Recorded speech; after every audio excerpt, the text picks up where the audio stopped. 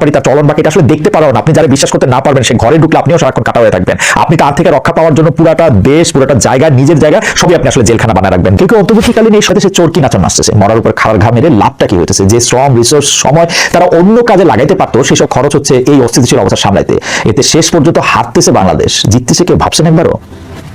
মানে আমার কাছে কিন্তু সবসময় মনে হইতেছে যে বাংলাদেশ হারতেছে, কিন্তু যারা এটাতে বেনিফিশিয়ারি হইতেছে তারা আসলে কারা, তারা কোথায় থাকে? আমি মানে তারা বাংলাদেশ যদি ফেল নির্মূল করার বিষয়ে এত সময় নষ্ট না করে যদি বাংলাদেশের সমস্ত ধর্ম জাতির মানুষের অধিকার নিশ্চিত করার মন দিত, তাইলে এখনকার নাকানি চুবানিটা খাইতে হইতো না। অথবা হইতো, আমরা তো জানি না। নাকানি চুবানি খাইতে নিশ্চয় আমরা ভালোবাসি, আমাদের নিশ্চয় ভালো লাগে। আমি হয় একবার নাকানি খাবো, আরেকবার চুবানি দিব, আরেকবার নাকানি চুবানি আমি খাবো, আরেকবার নাকানি চুবানি তুমি খাবা, সারাক্ষণ আমরা নাকানি চুবানি মধ্যে থাকবো এবং সারাক্ষণ আমরা আমাদের সৃষ্টি করার সমস্যায় ইউনুসের উপদেশটা কুল। আর মেরামত মানে তো সংস্কার কর্ম, তাই না? সাদিকিয়া কবি, সাহিত্যিক, এমনকি লিরিসিস্টদেরও ভবিষ্যৎ দ্রষ্টা বলা হয়। ভাই অবস্থাটা দেখেন, মাত্র কয়েকদিনের মধ্যে কত কিছু ঘটে গেল। কলেজে ছাত্রদের মারামারি, পুরান ঢাকা যাত্রাবাড়িতে, কুরুক্ষেত্রই তো না, নাকি এটা কুরুক্ষেত্র ছাড়া আরো বেশি কিছু আল্লাহ জানে। কুরুক্ষেত্র একেবারে। ইউনিভার্সিটিতে হামলা, হাসপাতালে হামলা, রাস্তা অবরোধ, ট্রেনের যাত্রীদের উপর হামলা, রিক্সা চালকদের আটক খাওয়ার অপরাধে মানুষ মারা হয়েছিল, তাই ঢাকায় জোর করে গরু খাওয়া দেখানো লাগবে। ভারত বিরোধিতা কি ভারতের সাধারণ মানুষের সাথে বিরোধ, নাকি তার রাজনীতির সাথে? সবচেয়ে বড় কথা, এই সব কাজ করে নিজের দেশের অমুসলিম মানুষদের কোন টাকা করা হয়? বিষয়টা যে মানসিক নির্যাতন পর্যায়ে গিয়ে থেকে সেইটুকু কি বুঝবো না আমরা?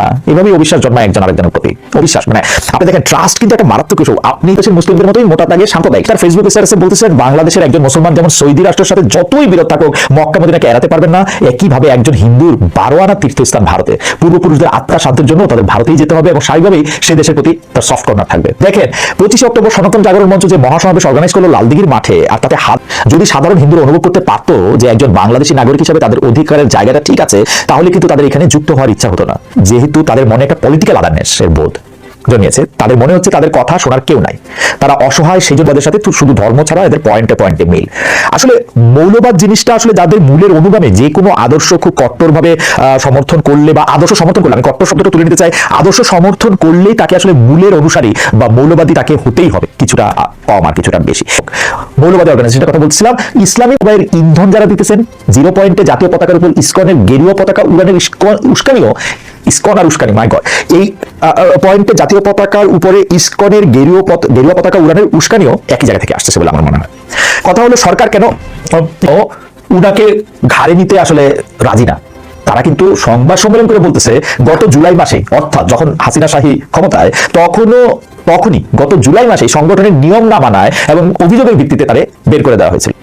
এই গ্রেপ্তারের মাধ্যমে কি ভারতকে কোনো মেসেজ দিতে চাইল সরকার? ভারত যেহেতু ভারতের সাথে বানানো রামপাল বিদ্যুৎ কেন্দ্রের কাজ বন্ধ করেছে।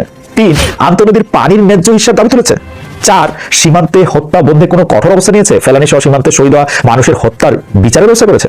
5 ভারতের সাথে ব্যবসায়িক সম্পর্কে জনস্বার্থে নীতিগত কোনো অবস্থা নিয়েছে। আর জনগণ দিল্লি না ঢাকা স্লোগানে সীমাবদ্ধ থাকে, তবে ভারতের আগ্রাসনের বিরুদ্ধে সংগ্রাম একখান বালফিল্যতা ছাড়া কিছু না।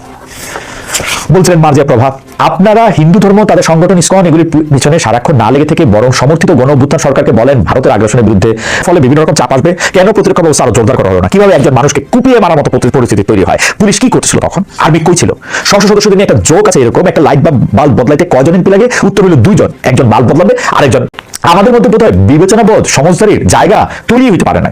মানে এটা তো একটা তৈরি করা জায়গা, তাই না? সবকিছুতেই ব্যাটাগিরি ফলাইতে হয় আমাদের। সেই যে নায়িকার বড়লোক বাপের সামনে গিয়ে গরিব নায়ক কিছুক্ষণ লেকচার জারে, ঠিক সেরকম কাণ্ড করছে হচ্ছে বুয়েটের পোলাপান। মানে কিরকম ঘিলু হইলে পরে একটা স্বাধীন দেশের পতাকার উপর পাড়া দিয়ে যাওয়ার বুদ্ধি আসে। সেই যে নিউটন প্রতিক্রিয়া, কলকাতায় বাংলাদেশ ডেপুটি হাই কমিশনের সামনে বঙ্গীয় হিন্দু জাগরণের লোকজন বাংলাদেশের পতাকা পড়েছে।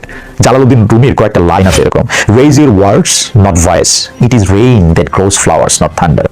ফুল ফোটাতে হলে বৃষ্টির দরকার, বজ্রপাত না। এত দুঃখের মধ্যে এই ঘটনা কেন্দ্র করে যাতে কোনো সাম্প্রদায়িক সন্ত্রাস না তৈরি হয় সেদিকে খেয়াল রাখতে বলছেন। সোশ্যাল মিডিয়াতে বহু মানুষ বহুভাবে বলেছেন ধৈর্য ধরতে, শান্ত থাকতে। তখনও মনে হয় এখনো আশা আছে। যে কোনো ঘটনায় আমাদের প্রতিক্রিয়ার উপরে নির্ভর করে পরের ধাপ কি হবে।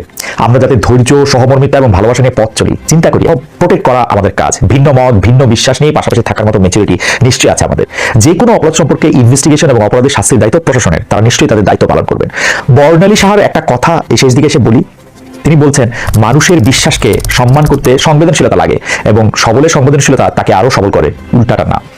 যাই হোক, স্ক্রিপ্টের বাইরে গিয়া কবিতার লাইনগুলির মতো করে বললে তো ভালো যে মৃত্যু উপত্যকা আমার দেশ না। অতটা খারাপ অবস্থা সেটা হয় নাই, আমি বিশ্বাসও করতে চাই না যে অতটা খারাপ অবস্থা হয়েছে বা হইতে যাচ্ছে। আমি শুধু আপনাদেরকে গল্পটা বলি। সেই গল্পটা হচ্ছে এরকম যে এক বন্ধু বান্ধবদের আড্ডায় একজন এসে সারাক্ষণ তার মানে আছে না এরকম একটা কথা সে বারবার বলতে শুনলেন, অনেক ভয়ঙ্কর মনে হলো আপনার কাছে, হঠাৎ করে দেখা গেল যে ও বলতেছে এর চেয়েও খারাপ হতে পারতো। তো একদিন ওই আড্ডায় একজন বন্ধু এসে গল্প বললো, জানিস কি হয়েছে,